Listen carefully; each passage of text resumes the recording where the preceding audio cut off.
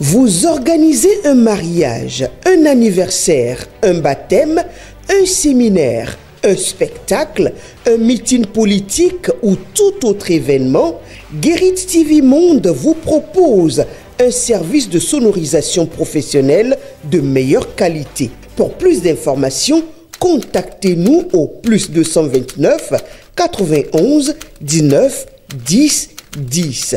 Guérit TV Monde, le leader des Web TV.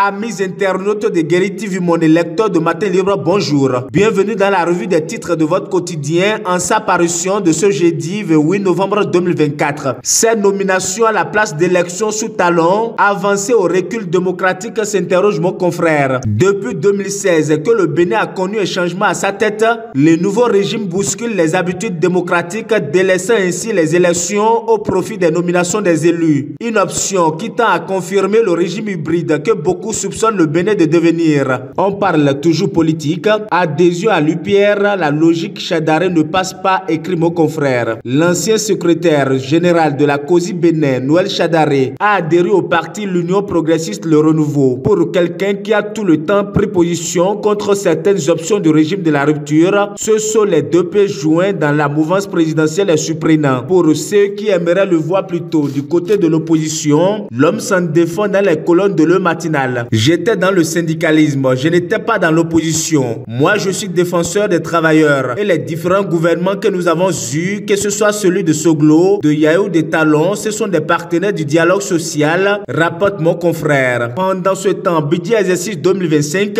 le MAMP et la HAC étaient face aux députés, nous informe le quotidien. Le ministre des enseignements maternels et primaires et la haute autorité de l'audiovisuel et de la communication étaient hier, mercredi 27 novembre 2024, face à la représentation nationale afin de présenter dans les détails le budget de leur secteur d'activité. Autre volet de l'actualité dans la suite de cette revue des titres, difficile succession au trône dans certains royaumes du Bénin, le non-respect des valeurs et la politisation à outrance en cause. La succession au trône dans certains royaumes du Bénin est souvent sujette à des conflits entre les prétendants à ce siège sacré. À l'origine, le non-respect des principes et normes traditionnels qui régissent le processus de désignation des rois. Tout ceci divise les collectivités et désacralise la tradition dans un contexte de l'inexistence d'un cadre légal qui constitue un casse-tête pour les autorités. Les causes sont profondes et les mots sont à revoir afin de redorer le blason de la chefferie traditionnelle au Bénin. On parle santé à présent, journée mondiale du VIH. Pour mettre fin au sida, il faut protéger les droits de chacun, recommande mon confrère. À l'occasion de la journée mondiale de lutte contre le sida, 1er décembre, l'ONU-SIDA souligne que le respect des droits de l'homme de toutes les personnes vivant avec le VIH ou exposées au risque d'infection est essentiel pour mettre fin au sida d'ici à 2030. Dernier titre à la une de votre quotidien, concours jeunes et entrepreneuriat, la LNB lance un appel à projet. Dans le cadre de la 29e édition du tirage de la tranche commune entente des loteries nationales de l'espace entente, la loterie nationale du Bénin